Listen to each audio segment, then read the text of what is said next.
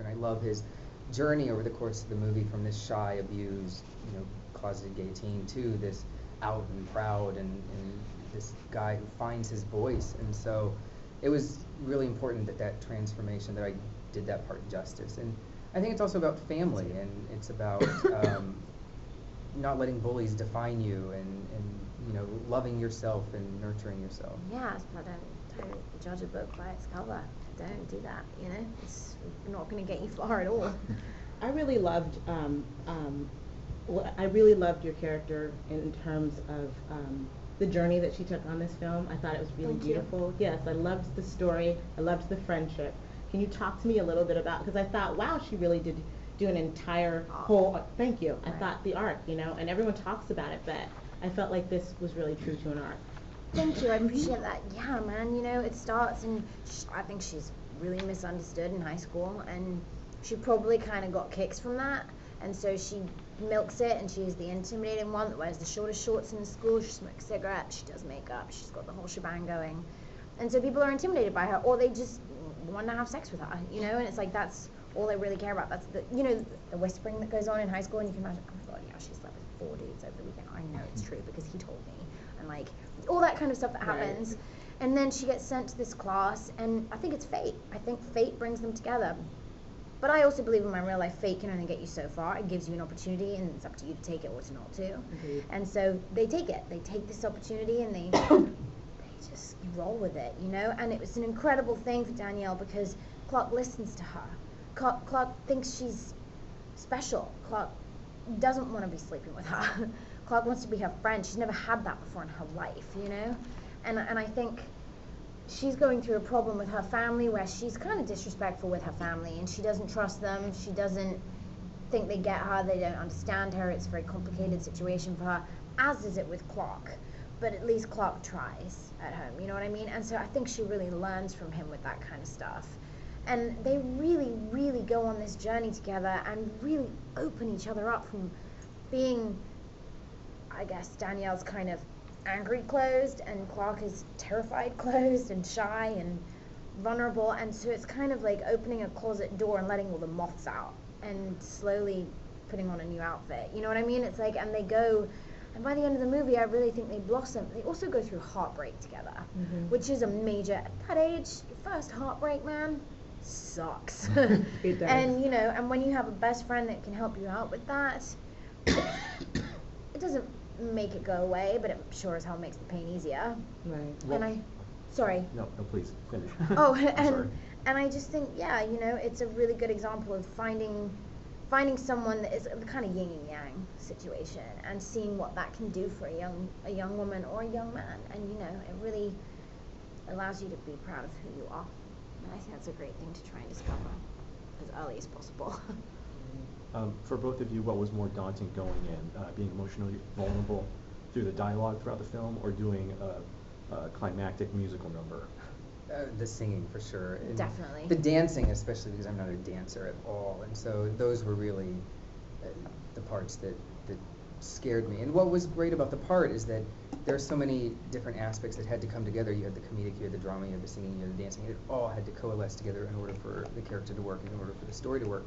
What was really scary about the singing is that day Melissa Manchester was there. She actually has a cameo in the film, and so we're singing her iconic song in front of her, and she's playing the piano. Yeah, and the thing is that Abe recorded that live, and so nobody else in the auditorium could hear the music. We just had little earbuds, so we're singing a cappella in front of an entire group of extras, all of the crew, and Melissa Manchester.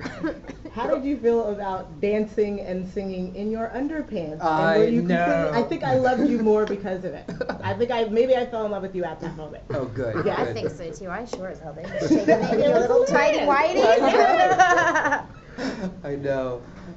No, I it was definitely one of those moments where you feel a little exposed, but I think it works, and I trusted everybody on set, and we were kind of a family at that point, and especially Abe, and I knew Abe was not going to make me look bad at all, and so I think it's really a sweet moment. And it's funny because whenever Abe would talk about the dance, he would talk about wanting the dance to be sexy, and I'm sitting there going, oh God, I'm not sexy. What do you mean sexy? How am I going to do this? But We had 3 weeks of rehearsal before we started, and Abe is a choreographer, and then also his friend Bill Saboti came in, and they really took us through the paces step by step, and were Yeah, they very were patient very with us. How much fun did you have in the scene with Nick out there on the highway? How Amazing. with the Skittles? Yeah. That is genuine laughter going on there. I thought I was gonna die. It was so funny. It was like this like from when people really laugh and can't stop and it's like all the way down. He was cracking up and I meant to be in such a bad mood. And so then he started throwing Skittles at me, which made me quite annoyed. But I love that scene because you're so honest in that scene. It's one of the most honest scenes I've ever seen in a movie in my life. I love it. It's so good. I love it too because Nick's a great actor and Juno's amazing, and so it really wasn't even like acting. We were just kind of fooling around, and then we'd end the scene, and it was kind of like, did we get all the dialogue, or did we hit it? Is it good? And you were saying it's like the first time you genuinely see Clark really happy, right? Right. So Yeah. Jeremy, this movie is good enough that it can appeal like different kind of audiences, but of course it wasn't Outfest, and of course the gay community is gonna be like attracted to it. So I know there's a strong commentary about intolerance in the movie and everything. We do know that the director Abe, he's gay. I mean, I don't know about you. I don't know if you're kind of representing the gay community, or it's just like a role for you, and then you're not involved in any kind of cause like. I think taking a role like this means that you're kind of being like,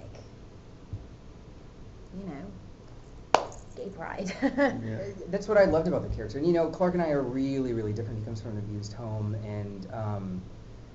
and I was very lucky to grow up in a very supportive family, and I liked high school, and so I really worked hard to build this character from the ground up, and I kind of based him in the abuse and did a lot of research on abused children and infused the traits that abused children have into the character.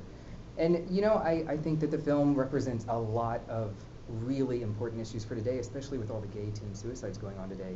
And so I'm really proud to have played this part and to be, a voice in whatever aspect that I can for that through the character and through the movie.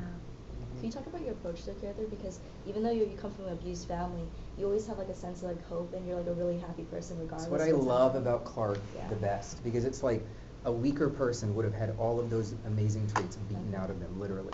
But he didn't. He held on to those, and he just kind of, it was very important for me to build the look of him. And so in the beginning, he's very covered up, and he has the hood on, and he's kind of hiding from the world. And that's why I love the dance scene in his bedroom, because it is the moment where you really get to see him be him instead of him hiding from the world. And I think that's what I love most about the character, is the transformation that he made over the course of the film, and you really get to see him blossom and come into himself, and for the first time be truly who he is and not defined by other people. And Did you not improv a lot when you were like dancing alone? You guys were in the car doing little like hand. all of things that and was stuff? stuff we worked out. Yeah, it's choreographed. In the room, Abe would have me in rehearsals, and he'd try all these different moves. And so we found those moves through rehearsal. And I remember one time he asked me to do the worm, and my body could just not. It would just not move correctly. I was just like, this isn't working. And so he found moves that worked with me. Thank God. So. But yeah. God bless you for trying. Yeah. What about that bar scene? What blew my mind is you were going to go in there and just show them how it's done. Found out it was a gay bar, so you guys switched gears real quick. Yeah. How much fun was that? It was a lot of fun. Yeah. Outrageous moment that night where so the character Danielle starts to undo her bathing suit, and there was one scene where my hand slipped and whoop, all it came down, and I was like, oh my god, no. Jeremy was like a knight in shining armor. He was like, whoosh, whoa, whoa. I'm like, I'm not letting go because you're very exposed. So I was like, oh my god, what do we do? What do we do? You saved my ass in that moment. I remember that night also, there's this part where I'm on stage and we have a flash dance moment where she showers me with water. Oh my god. And I I'm couldn't down hit here you. and I'm up on stage and it's this huge bucket of short. water and she's like little tiny Juno. And so the first time she does it, she holds on to it for too long and swings it across her body and drenches the front row Fine of crap. extras. Not a drop of water got on me. So All of the extras are soaking wet. It was so funny. Before they take you away, you were in Toronto with another film, the Bill Friedkin film. Yes. You've got this coming out. What are you thinking about in terms of where your career is going to go? Are you worried? You've seen a lot of British actresses come over here and take the world by storm. Are you concerned about fame at all? It's honestly, it's something that terrifies me Is it? a lot. Yeah. Yeah, and I I don't sit at home and think, oh, that's gonna happen. But it's like, if it did, I have no idea how I'm gonna handle it. But I know I'm gonna be scared about that. But I don't want to quit doing what I'm doing because I love it. I also think, it's exciting to play roles that look quite different to me. I mean, I know you can tell that's me, but it's like, I don't know. And it's like, it's the thing that annoys me about it is, all these stars that I had posters of, is it like Marilyn Monroe and Audrey Hepburn? It's like a different era, where you do press like this, and you're Marilyn Monroe, then you go home and you're Norma Jean, and it's like, and no one knows about that, and it's nobody else's business, and that has changed now, and I hate that. I've been around people that have been hounded by paparazzi, and it really upsets them. It's not okay. I think you're only a better actor if you have a private life and people don't know who you are and they only see if you are in front of the Can you say camera. anything at all about like Dark Knight Rises and then? No, I feel bad. Okay, and then there's another one, but you're supposed to play like a lesbian werewolf, like Yeah. Jack and Diane. Can you talk a little bit about that? So the Dark Knight, you don't want to say anything. I'm not allowed to. Okay, what about the other one? Jack and Diane it's a love story. It's a love story between two girls in New York, and I don't know if you've ever been that in love with somebody, but you're so in love with somebody that you want to ingest them and you want them flowing through your body. It's kind of toys with the idea of that, and my character has these weird dreams / visions / whatever, where she becomes this kind of werewolf demon creature and ingests her girlfriend. That's nice. It's so to me it was like a very romantic idea. I haven't seen the film yet, but I'm excited to, because I got to work with a phenomenal young woman, Riley Keough, who is one of my, again, another best friend of mine, and we had a whirlwind together, and I hadn't really spent time in New York, and she knew New York, so it was like, and to me it was a very romantic movie, and I like romance. I'm a true romantic at heart. So Jeremy, you Thank you have so any other much. projects Thank you. happening? No. Nope. Oh, do you have?